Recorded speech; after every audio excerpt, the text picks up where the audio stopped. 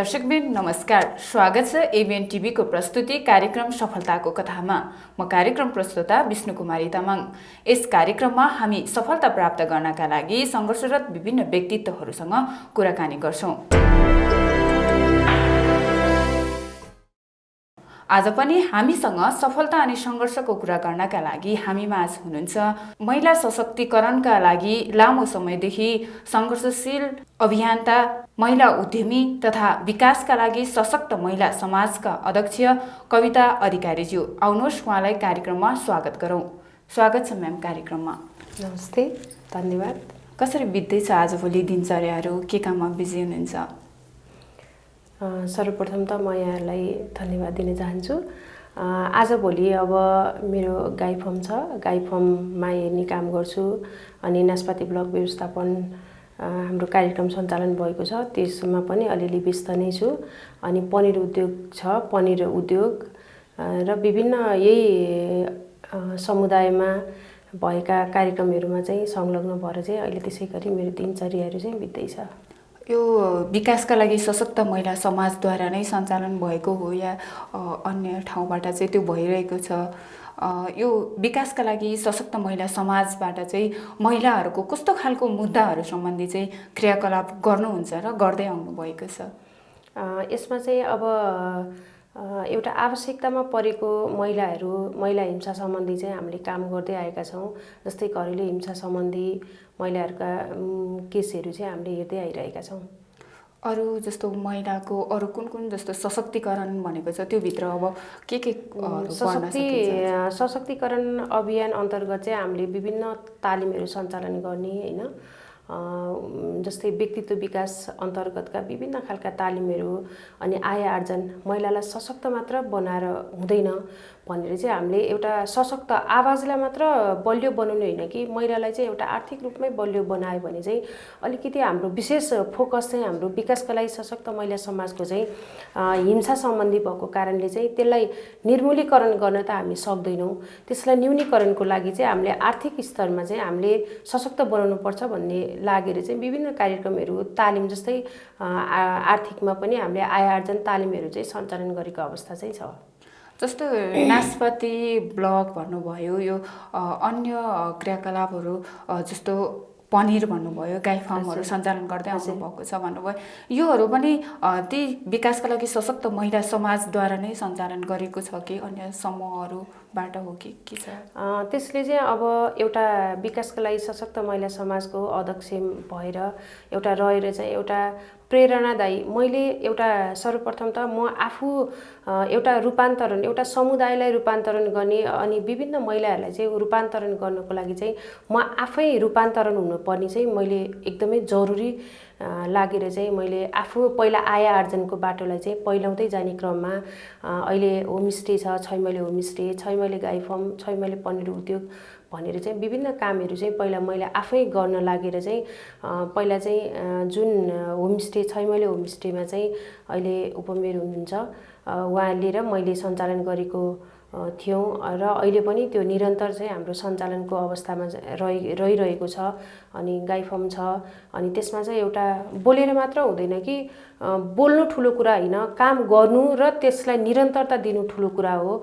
अनि त्यसले चाहिँ अहिले अब त्यो गाई फर्महरू चाहिँ मैले आफैले एउटा पेसाको रूपमा, मेरो आफ्नो जीविकोपार्जनको रूपमा चाहिँ त्यसलाई राखेको छु। अनि यो जुन छैमैले ब्लक व्यवस्थापन समिति चाहिँ ज्ञान केन्द्रबाट चाहिँ हामीलाई त्यो एउटा कार्यक्रम परेको छ, त्यसमा चाहिँ एउटा समिति छ। अनि त्यो समितिको अध्यक्षमा रहेर विभिन्न क्रियाकलापहरू, जस्तै नास्पातीलाई चाहिँ अब पहिला नास्पातीको मूल्य चाहिँ ठेकदारलाई मात्र बेच्ने गर्थ्यौँ भने अहिले चाहिँ त्यसलाई चाहिँ विभिन्न परिकारहरूमा लानको लागि अनि एउटा कार्यक्रम हामीलाई परेको थियो ज्ञान केन्द्रबाट। अनि त्यसबाट नै विभिन्न कार्यक्रमहरू चाहिँ हामीले सञ्चालन गरेका छौँ। जस्तै अहिले चाहिँ सामग्रीहरू, त्यो नास्पातीलाई जति आधुनिकीकरणको सामग्रीहरू चाहिँ वितरण गरेको अवस्था, अनि त्यसलाई चाहिँ मल औषधिहरू हालेको अवस्था र अब चाहिँ प्रशोधनमा गएर त्यसलाई चाहिँ एउटा त्यो नास्पाती ब्लकलाई नै एउटा दिगो रूपमा एउटा जीवन्त राख्नको लागि चाहिँ हामीले एउटा जाम उद्योग र त्यो नास्पातीबाट विभिन्न परिकारहरू बनाउने तयारीमा चाहिँ छौँ। एक महिला उद्यमी भएर चाहिँ महिला सशक्तिकरणको अभियन्ता भएर चाहिँ काम गर्दै आउनुभएको छ। कहिलेबाट लागि पर्नुभयो यसमा र कसरी प्रेरित हुनुभयो म महिला सशक्तिकरण सम्बन्धी या महिलाकै लागि चाहिँ अगाडि बढ्छु भन्ने कुरा चाहिँ कसरी प्रेरित हुनुभयो?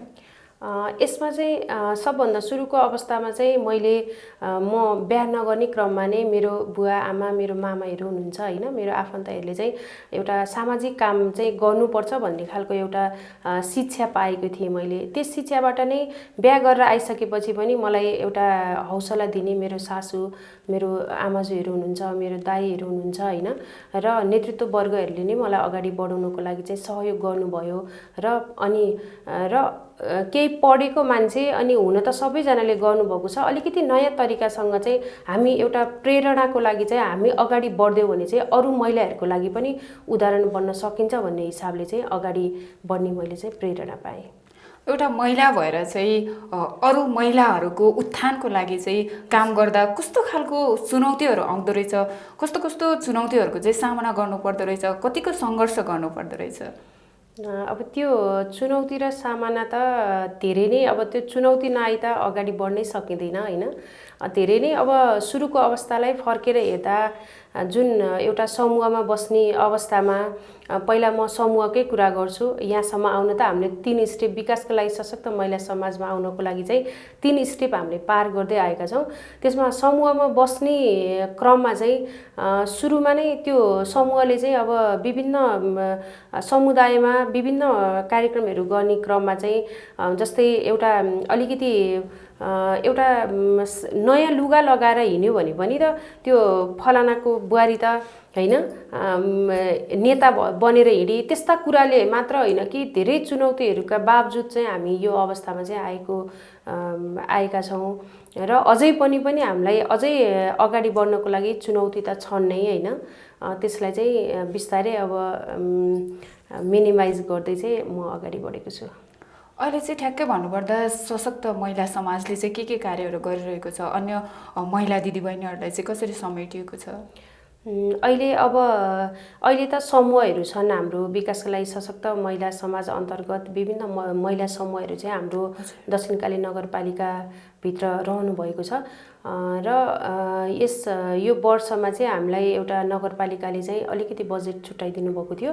अनि त्यसमा चाहिँ हामीले सशक्त विकासको लागि सशक्त महिला समाज परिचालनको क्रममा चाहिँ सञ्जालहरू छ, सञ्जाल सहकारीहरू छ, महिला समूहहरूलाई परिचालन गर्नको लागि चाहिँ हामीले चाहिँ अलिकति यो भूकम्प पछि चाहिँ हामी अलिकति सुस्त अवस्थामा छौँ।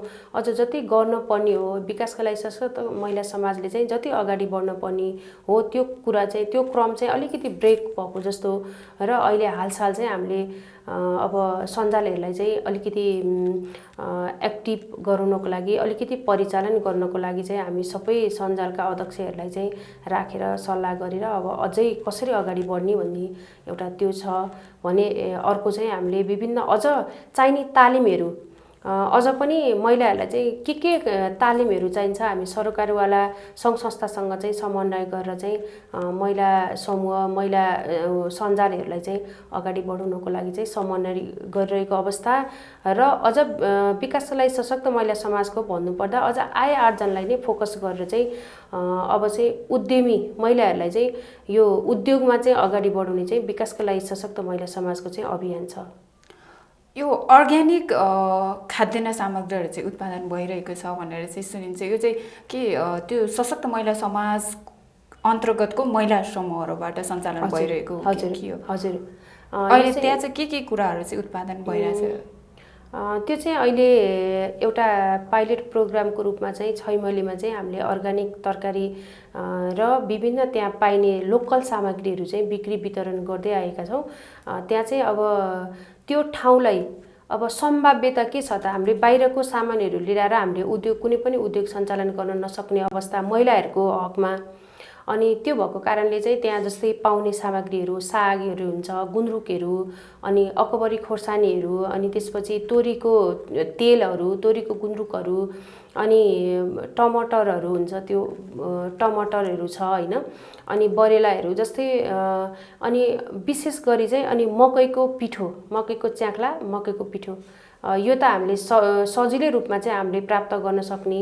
अनि अब त्यहाँ चाहिँ गाईहरू जस्तै दुधको परिकारहरूलाई पनि प्रमोट एउटा गर्न सक्ने हिसाबले अनि हाम्रो यहाँ चाहिँ सम्भाव्यता भएको हिसाबले चाहिँ हामी पनिर घिउहरू पनि बिक्री वितरण गर्दै आएका छौँ। अहिले चाहिँ हामीले होमस्टेमा आउने आगन्तुकहरूले चाहिँ अब त्यहाँको सामग्रीहरू लिएर जाने अनि प्लस अनि अहिले चाहिँ अब साथीहरू मार्फत नै हाम्रो सञ्जालहरू मार्फत नै बिक्री वितरण भएको र अनि अर्ग्यानिक पसलहरूमा पनि कन्ट्याक्ट भएर लगेको अवस्था चाहिँ छ। अनि अझ अब महिलाहरूलाई मैले भन्नुपर्दा यही क्रममा यसैलाई जोड्नु पर्दाखेरि चाहिँ हामीले उत्पादन एउटा पहिचान खोज्ने होइन कि पहिचान त जुन ठाउँमा बसिन्छ त्यो ठाउँमा चाहिँ त्यो जुन एउटा राजनीतिमै लागेर एउटा पहिचान राजनीति पार्टीले बनाइदिने होइन, एउटा संस्थाले पहिचान बनाइदिने होइन। त्यो पहिचानको लागि चाहिँ एउटा माध्यम चाहिँ हो, त्यो पार्टी संस्था भनेको एउटा माध्यम हो। त्यसको लागि चाहिँ एउटा पहिचान आफूले निर्माण अथवा निर्धारण गर्नु छ भने आफूले चाहिँ कुनै एउटा काम लिएर चाहिँ अगाडि बढ्नु चाहिँ म एउटा सल्लाह पनि दिन चाहन्छु। र अझ कति ठाउँमा जाँदाखेरि एउटा बजार पाइँदैन भन्ने कुरा छ, बजार मजासँग पाइन्छ र त्यो म अनुभव नभएको कुराहरू चाहिँ म अरूलाई सल्लाह दिन सक्दिनँ।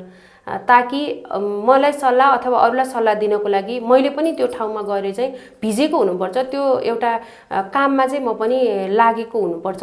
बजार चाहिँ हाम्रो महिला दिदीबहिनीहरूको चाहिँ बजारको लागि चाहिँ एकदम ठुलो कुराहरू उठाउनुहुन्छ गएको ठाउँमा होइन। बजार मजासँग पाइन्छ र अझ यहाँहरूले उत्पादन गर्न म एउटा विकासका लागि सशक्त महिला समाजको अध्यक्षको नाताले र एउटा महिला सशक्तिकरण अभियन्ताको नाताले पनि म यहाँहरूको सामग्रीहरूलाई चाहिँ मार्केटिङ गर्ने म हर जमर्को गर्दै म अगाडि बढ्छु। भनेपछि उत्पादित सामग्रीहरूको बजार व्यवस्थापन चाहिँ राम्रैसँग भइरहेछ अहिले हैन। कतिजना महिलाहरू चाहिँ आबद्ध हुनुहुन्छ त्यो क्रियाकलाप त्यो उत्पादनहरूमा चाहिँ उत्पादन गर्ने क्रियाकलापमा चाहिँ? यसमा अहिले चाहिँ ठ्याक्कै अहिले चाहिँ गर्ने प्रत्यक्ष रूपमा गर्ने दिदीबहिनीहरू चाहिँ 6-7 जना हुनुहुन्छ होइन। अनि यसमा अब अप्रत्यक्ष रूपमा चाहिँ एउटा हामीले होल गाउँलाई नै हामीले समेटेर चाहिँ अहिले सुरुको अवस्थामा चाहिँ गाउँलाई समेटेका छौँ भने भोलि नगरपालिका स्तरीय नै हामीले गरेर चाहिँ अगाडि बढ्ने अभियान छ। एउटा महिला सशक्तिकरण हुनको लागि चाहिँ के कुराहरू आवश्यक हुँदो रहेछ, जस्तो कस्तो खालको सेवा सुविधाहरू चाहिँ आवश्यक हुँदो रहेछ र एउटा महिला सशक्तिकरण हुनको लागि महिलाको पनि ठुलो भूमिका रहन्छ, उनीहरूको चाहिँ कस्तो खालको भूमिकाहरू निर्वाह गर्नुपर्छ जस्तो लाग्छ? अब महिला एउटा सशक्तिकरण हुनको लागि त अब एउटा हामी महिलाहरू हो होइन, एउटा सानो सानो कुराले पनि रिस उठ्नु भएन हामीलाई होइन। अनि अर्को कुरा चाहिँ कस्तो हुन्छ भने एउटा महिला नै भएर मैले चाहिँ अनुभव गर्दा चाहिँ अरू जस्तो बन्न कोसिस कहिले पनि गर्नु हुँदैन। आफू जस्तो छ आफू त्यस्तै बन्ने प्रयास चाहिँ गर्नुपर्छ। अब सेवा सुविधा त अब महिलाहरूलाई चाहिँ अब धेरै कुराहरूले जस्तै यातायातका कुराहरूले पनि अप्ठ्यारो पारिरहेको अवस्था हुन्छ। त्यसमा अब चुनौती एउटा सामाजिक चुनौती का बावजुद पनि हामीले त्यसमा पनि मिलाएर गर्नुपर्ने हुन्छ। सर्वप्रथम त घर परिवारै मिलाउनु पर्ने हुन्छ, समुदाय भन्दा पनि होइन। हामीलाई एउटा सशक्त बन्नको लागि चाहिँ अब जस्तै घर परिवार मिलाउन सकेको अवस्था छैन, घर परिवारमा नराम्रो छ भने उसले समाजमा कस्तो खालको चाहिँ प्रेरणा, उसले चाहिँ कस्तो खालको हौसला दिन्छ त। अनि त्यो चाहिँ अब धेरै कुराहरू चाहिँ गुणहरू एउटा सशक्त हुनको लागि चाहिँ धेरैवटा गुण चाहिने। अनि जस्तै अब चाहिने भन्दा बढी महिला दिदीबहिनीहरूले चाहिँ अब कुरा एक अर्काको कुराहरू चाहिँ कम गर्ने होइन। अनि बोल्ने अब हुन त बोल्न परिहाल्छ कुनै पनि काम गर्दा, धेरै नबोल्ने कम बोल्ने होइन। त्यस्तै गरेर चाहिँ एउटा सशक्त कुनै पनि एउटा घटना हुन्छ त्यो घटनालाई चाहिँ एउटा निश्चित जस्तै मैले चाहिँ मेरो गाई फर्म छ होइन, एउटा उदाहरण म दिन चाहन्छु। कविताले चाहिँ अहिले गाई फर्म गरिरहेको छ भनेर एउटा महिलाले भन्नुभयो भने त्यसमा चाहिँ विभिन्न त्यो एउटा सशक्तिकरणको परिभाषा चाहिँ घटना एउटा कुनै घटना अथवा एउटा विषयवस्तुलाई चाहिँ पुरै त्यसलाई चाहिँ अनुमान गरेर मात्रै बोल्ने प्रयास गर्यो भने चाहिँ हामी पक्कै पनि अगाडि बढ्न हामीलाई सजिलो हुन्छ। तपाईँले चाहिँ यहाँसम्म आइपुग्दाखेरि चाहिँ पारिवारिक समस्याहरू सामाजिक समस्याहरू चाहिँ आइपरेन, कस्तो खालको समस्याहरू चाहिँ आइपर्यो, कसरी सङ्घर्ष गरेर चाहिँ यहाँसम्म आइपुग्नु भयो? अब सुरुको अवस्थामा त अब अघि नै मैले भनिसकेँ होइन, मेरो सासू हुनुहुन्थ्यो। एउटा घर परिवारको लागि त एउटा बुहारीको भूमिका निर्वाह गर्दाखेरि मलाई एउटा सासूले चाहिँ त एउटा पढे लेखेको मान्छे, त घरमा मात्र सीमित हुनु हुँदैन, त चाहिँ एउटा समुदायमा जानुपर्छ, समुदायमा अगाडि बढ्नुपर्छ, तेरो क्षमता छ भन्ने खालको एउटा शिक्षा दिनुभयो। उहाँले नै एउटा हौसला प्रदान गरेको हिसाबमा चाहिँ मलाई समाजमा निस्किनको लागि, अब समाजमा त एउटा सामाजिक विभेद, एउटा महिला होइन, अनि अब त्यसमा पनि एउटा घर परिवारले चाहिँ सहयोग गरेको अवस्थामा चाहिँ एउटा समाजले पनि केही बोल्न नसक्ने, बोले पनि त्यसलाई चाहिँ ती कुराहरूलाई चाहिँ हामीले प्रश्नको जवाफहरू चाहिँ दिन सक्ने, अनि ती कुराहरूले अथवा त्यो कुराहरूले रहिरहेर त्यहाँ बसिरहेर म चाहिँ एउटा त्यो नेता भई, कविता चाहिँ एकजना नेता भई भन्ने हिसाबमा चाहिँ म चुप्प लागेर बसेको अवस्था थियो भने अहिले यो ठाउँसम्म पुग्न चाहिँ म सक्दिनँ थिएँ। भनेपछि खासै पारिवारिक समस्याहरू आइपरेन। हजुर। भनेपछि तपाईँ अब एउटा महिला भएर चाहिँ महिलाकै उत्थानको लागि महिलाकै विषयमा चाहिँ लडिराख्नु भएको छ, हिँडिराख्नु भएको छ। तपाईँलाई त खासै पारिवारिक त्यस्तो समस्याहरू आएन। अरू महिला दिदीबहिनीहरूसँग त भिज्नु भएको छ। अरू महिला दिदीबहिनीहरूलाई चाहिँ त्यस्तो पारिवारिक सामाजिक समस्याहरू चाहिँ कस्तो कस्तो खालको आउँदो रहेछ? अरूलाई पनि अब विशेष गरी त अहिलेको अवस्थामा चाहिँ त्यस्तो जुन पहिला हामीले भोगेका घटनाहरू, एउटा सामाजिक जुन विभेद थियो, महिलालाई हेर्ने दृष्टिकोण पहिलाको जस्तो चाहिँ अहिले छैन।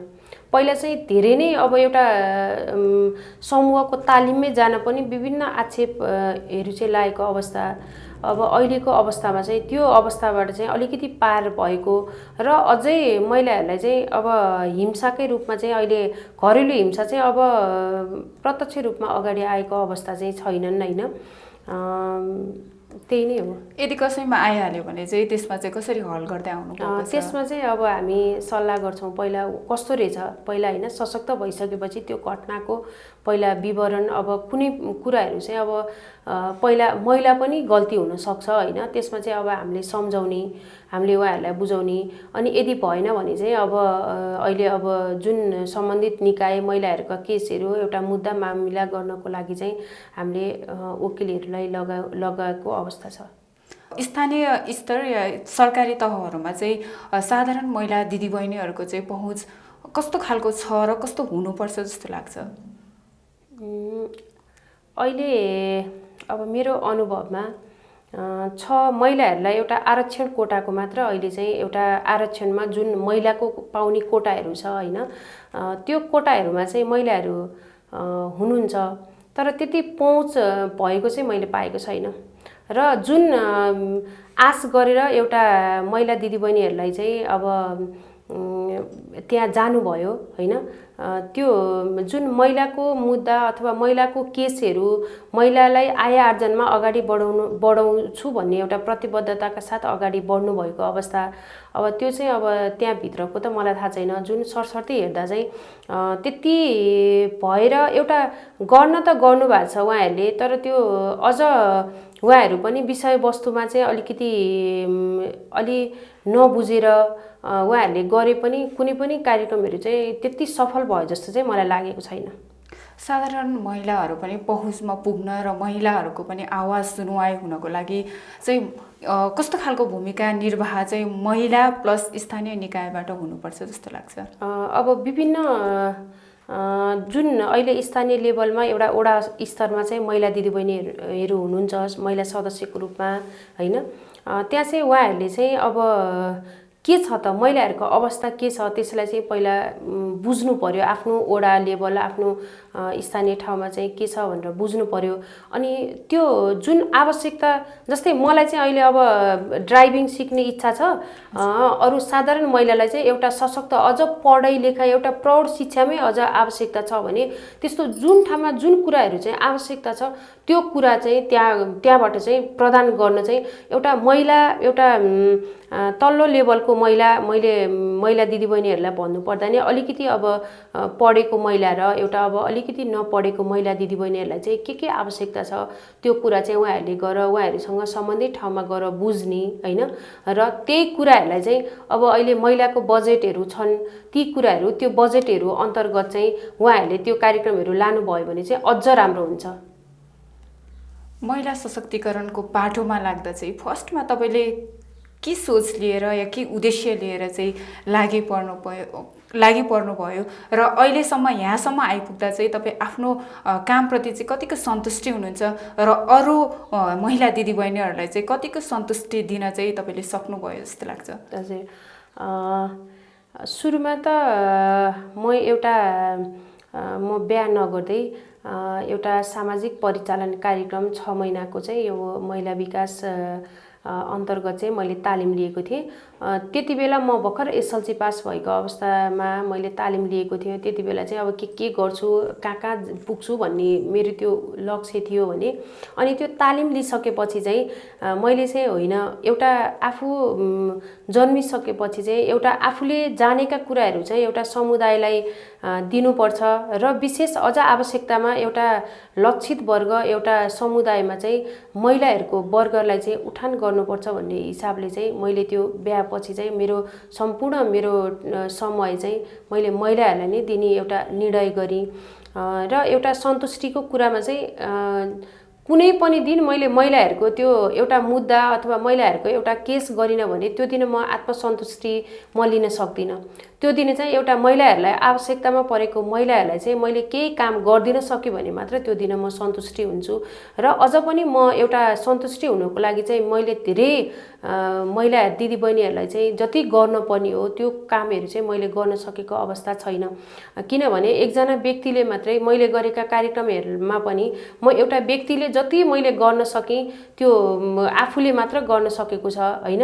र अघिकै प्रश्नलाई गर्दाखेरि जस्तै कुन कामहरू अझ एउटा स्थानीय सरकारले चाहिँ कुन महिलाहरूले चाहिँ के काम गर्नुभएको छ त त्यसको पनि अनुगमन भएर एउटा जस्तै यस्तै सफलताको कथामा चाहिँ ती महिला दिदीबहिनीहरूलाई पनि लिएर आएर उहाँहरूलाई चाहिँ मोटिभेसन, एउटा हौसला प्रदान गरियो भने अझ एउटा महिला दिदीबहिनीहरूको चाहिँ एउटा हिंसामा पनि न्यूनीकरण चाहिँ आउँछ भने जस्तो मलाई लाग्छ। र महिला दिदीबहिनीहरू त काम गरिरहनु भएको छ। अब सन्तुष्टि अब कति हुनुहुन्छ, मैले कति गर्न सकेँ भन्ने कुरा चाहिँ होइन। जुनसुकै ठाउँमा म बस्छु, म बसेको ठाउँमा चाहिँ त्यो कुनै पनि, जस्तै अहिले नासपाती ब्लककै कुरा गर्दा अथवा विकासका लागि सशक्त महिला समाजकै कुरा गर्दा म त्यो काम चाहिँ मेरो बोली मात्र हुँदैन कि मेरो काम पनि हुन्छ क्या। त्यसमा चाहिँ म त्यो बोलेर हुँदैन, म आफै अध्यक्ष भए पनि मैले आफैले काम गर्नुपर्छ। त्यसमा चाहिँ मलाई एकदमै सन्तुष्टि हुन्छ। अहिले महिलाहरू काम गर्दै हुनुहुन्छ अर्ग्यानिक खाद्य वस्तु उत्पादन गर्ने ठाउँमा, अनि यो नासपातीको विभिन्न परिकारहरू बनाउने ठाउँमा चाहिँ आबद्ध हुनुहुन्छ, काम गर्दै हुनुहुन्छ। उहाँहरूलाई चाहिँ आर्थिक व्यवस्थापन कसरी भइरहेछ? उहाँहरू आर्थिक व्यवस्थापनमा सन्तुष्टि हुनुहुन्छ कि छैन? उहाँहरूको चाहिँ सशक्तिकरण, आर्थिक सशक्तिकरण चाहिँ कतिको भइरहेछ? उहाँहरू चाहिँ अब अहिलेको हिसाबमा चाहिँ अहिले त्यसमा नै भर्खर सुरुवातको अवस्था छ होइन। त्यसमा चाहिँ हुन त अब गरिरहेको अवस्था हो, धेरै वर्षदेखि चाहिँ यो काम गरिरहेको अवस्था हो। अहिले चाहिँ भर्खरै हामीले चाहिँ सामूहिक गर्ने भनेर चाहिँ अगाडि बढेका छौँ। त्यसमा नै अब एउटा सागकै मुठाको कुरो गर्दाखेरि पहिलाको अब नर्मल अब मल औषधिहरू हालेको सागहरू बेच्दाखेरि चाहिँ उहाँहरूले 10 रुपियाँ मुठा पाउने भने अहिले त्यही सागको चाहिँ 25 रुपियाँ मुठा चाहिँ उहाँहरूले पाएको अवस्था छ। अनि जस्तै मकैकै पिठोको कुरा गर्दा पनि हामीले अर्ग्यानिक मार्केटमा लाँदाखेरि चाहिँ 50 रुपियाँ त्यो प्याकेटको होइन पाएको अवस्था र नर्मल ठाउँमा बेच्दाखेरि 30-35 रुपियाँ पाएको अवस्था। अब एकैचोटि मान्छेका आवश्यकताहरू त पुरा गर्न सकिँदैन। अहिलेको तत्कालको हिसाबमा चाहिँ उहाँहरू पनि सन्तुष्टि हुनुहुन्छ। एउटा महिला चाहिँ विवाहित भइसकेपछि चाहिँ घरको चुलो चौका गर्नुपर्छ भन्ने जुन सामाजिक मूल्य मान्यताहरू छ, कसैको चाहिँ नहुन सक्छ होइन। कुनै महिलाहरूको चाहिँ त्यस्तो सोच हुनसक्छ। त्यस्तो खालको सोच भएको महिलाहरूलाई चाहिँ के भन्न चाहनुहुन्छ तपाईँ? जस्तै होइन, संरचनै बिगार्ने त होइन नि त, महिला हो हामी, त्यो कुरा हामीले नकार्न सक्दैनौँ होइन। त्यो जुन भूमिकामा हुन्छौँ नि त्यो भूमिकामा चाहिँ हामीले अवश्य गर्नै पर्छ। अनि त्यो कुराले पनि जस्तै महिला हो, मैले महिलाको जस्तै एउटा सासू ससुराकै कुरा गर्ने क्रममा पनि होइन, एउटा अब विभेद त अहिले महिलामै देखिन्छ नि त। त्यो क्रममा नि जस्तै हामी चाहिँ त्यो घरमा आएर बुहारी किन हामी छोरी बन्न सक्दैनौँ, छोरी बन्ने प्रयास गर्नु पर्यो नि त होइन। एउटा समुदायको हिसाबमा पनि ल घरले हामीलाई फेसिलिटी दिएछ, घरले चाहिँ जे गरे पनि हुन्छ भनेको छ भन्ने हिसाबले चाहिँ त्यो कहिले पनि त्यो एउटा घेरा जुन हामीलाई एउटा सामाजिक घेरा, हामी महिला हुने एउटा त्यो जुन घेरा छ नि त्यसमा होइन त त्यो भित्र बस्नुपर्छ भन्ने हिसाबको कुरा चाहिँ होइन होइन। त्यसलाई चाहिँ कहिले पनि तोडेर हामी अगाडि बढ्यौँ भने चाहिँ कहिले पनि जुन लक्ष्य लिएर हामी अगाडि बढ्छौँ त्यो लक्ष्यसम्म चाहिँ हामी पुग्न सक्दैनौँ महिलाहरू। हजुर, विकासका लागि सशक्त महिला समाजको चाहिँ भावी योजनाहरू चाहिँ के छ? अब आगामी दिनमा चाहिँ के गर्ने सोच राख्नु भएको छ? विभिन्न तालिमहरू त धेरै महिला दिदीबहिनीहरूले धेरै यो क्षेत्रमा तालिम लिएको 20 वर्ष जस्तो चाहिँ भयो।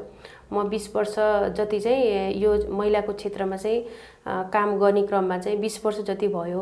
अब चाहिँ हाम्रो विकासका लागि सशक्त महिला समाजको चाहिँ आर्थिक सशक्तिकरणै गराउने एउटा लक्ष्य र विभिन्न यहाँनिर चाहिँ अब उद्योगहरूलाई नै एउटा प्रमोट गर्ने र एडभान्स तालिमहरू चाहिँ दिने चाहिँ भावी विकासका लागि सशक्त महिला समाजको छ। जुन परिचालन एउटा सञ्जालहरू परिचालन त भइहाल्यो भने त्यसलाई चाहिँ हामीले उद्यमी नै पहिला आर्थिक सशक्तिकरण गराउने चाहिँ यसको अभियान चाहिँ छ। महिला सशक्तिकरणको लागि चाहिँ स्थानीय तहबाट चाहिँ कस्तो खालको योजनाहरू चाहिँ आओस् भन्ने चाहिँ अपेक्षा राख्नुहुन्छ तपाईँ? जस्तै नयाँ होइन कि मैले चाहिँ जुन मेरो आफ्नो अनुभवमा चाहिँ नयाँ कुरालाई चाहिँ जस्तै छैमलेकै कुरा गरौँ, छैमलेमा जस्तै लप्सी टल्कुमा लप्सीलाई चाहिँ एकदमै अगाडि बढाउने भनेर लागि परेको होइन। जस्तै अब लप्सी त चाल्लाखेलमा लप्सी खोजेर त पाउन सकेला, 1-2टा बोट त हाम्रो यही क्षेत्र भएको कारणले पाउन सकेला भने जुन एउटा सम्भाव्यता भएको ठाउँमा चाहिँ त्यो ठाउँमा चाहिँ गर्नु पर्यो। जस्तै मिडियाकै हिसाबले गर्दा पनि यो क्षेत्रले चाहिँ कुन मिडियालाई चाहिँ प्रमोट गर्ने हो त, त्यो मिडियालाई खोजेर अर्को लिएर आउने होइन कि स्थानीय आफ्नो क्षेत्रमा जे छ। जस्तै गाई फर्म छ, त्यसलाई चाहिँ के आवश्यकता छ त, मलाई के कुराको आवश्यकता छ, मैले त्यो समूह परिचालन गर्नको लागि चाहिँ के कुराहरू चाहिँ भयो भने चाहिँ अझ अगाडि बढ्छ। ती कुराहरूलाई चाहिँ अब एडभान्सतिर चाहिँ हामी जानुपर्छ। जस्तै पहिलेको कार्यक्रमहरूलाई पहिले अब त्यो सिलाइको तालिम दिनको लागि चाहिँ सिलाइ अब अझ मेसिन किनेर चाहिँ सिलाइ तालिम दिएर चाहिँ प्रमोसन गर्ने होइन कि जुन त्यो सिलाइ सिकिसकेको महिलाहरूलाई चाहिँ एउटा एडभान्स तालिम दिएर चाहिँ उहाँहरूलाई चाहिँ के गर्न सकिन्छ, मार्केटमा चाहिँ के कुराहरू जस्तै भोटाहरू हुनसक्छ होइन, दौराहरू हुनसक्छ, तिनीहरूलाई चाहिँ कसरी चाहिँ आर्थिक सशक्तिकरणको लागि चाहिँ कसरी अगाडि बढाउन सकिन्छ भनेर चाहिँ एउटा स्थानीय लेभलले चाहिँ त्यो हेरिदिनु भयो भने अझ राम्रो हुन्छ। अझ यो उद्यमी बनाउने क्रममा पनि के उद्योगहरू छन् त, के ठाउँहरूलाई चाहिँ गर्न सकिन्छ, त्यसलाई चाहिँ एउटा राजनैतिक पाटोले नहेरिकन एउटा त्यो उठ्न खोजेको मान्छेलाई चाहिँ अलिकति हात तानेर अलिकति माथि लगिदियो भने चाहिँ उहाँहरूलाई चाहिँ आर्थिकको मात्र नभइकन एउटा आर्थिक सशक्तिकरण भयो भने एउटा समाज समुदाय जस्तै एउटा नगरकै एउटा नमुना बनाउन चाहिँ सकिन्छ भन्ने चाहिँ मेरो आफ्नो धारणा छ। 20 वर्ष सङ्घर्ष गरेर चाहिँ आज यहाँसम्म आइपुग्नु भयो। एउटा महिला उद्यमी, एउटा महिला सशक्तिकरणको अभियन्ताको रूपमा चाहिँ खडा हुनको लागि चाहिँ सफल हुनुभयो। आगामी दिनमा पनि तपाईँको उद्देश्यहरू चाहिँ पुरा होस्, सफल होस्, हाम्रो तर्फबाट चाहिँ शुभकामना छ यहाँलाई। हजुर, हस्, धन्यवाद। अन्तिममा चाहिँ हामीलाई हेरेर बसिराख्नु हुने सम्पूर्ण दर्शकबिनहरूलाई चाहिँ के भन्न चाहनुहुन्छ? जस्तै अब विकासका लागि सशक्त महिला समाजबाट मैले कुरा गर्दा होइन, त्यसमा अघि भने जस्तै एउटा आवश्यकतामा परेको जुन महिला दिदीबहिनीहरू हुनुहुन्छ, मेरो व्यक्तिगत तर्फबाट र संस्थागत तर्फबाट मैले के सहयोग गर्नुपर्ने छ, म त्यो सबै कुराहरू चाहिँ म यहाँहरूलाई चाहिँ यो मिडिया मार्फत चाहिँ म गर्छु भनेर एउटा प्रतिबद्धता म गर्न चाहन्छु। जस्तै नासपाती ब्लकको कुरा गर्दा त्यसमा पनि अब विभिन्न परिकार बन्दो रहेछ, तालिम हामीले लिएका छौँ होइन, त्यो पनि उद्योग खोल्नको लागि चाहिँ अझ सहयोगको अपेक्षा पनि म गर्छु।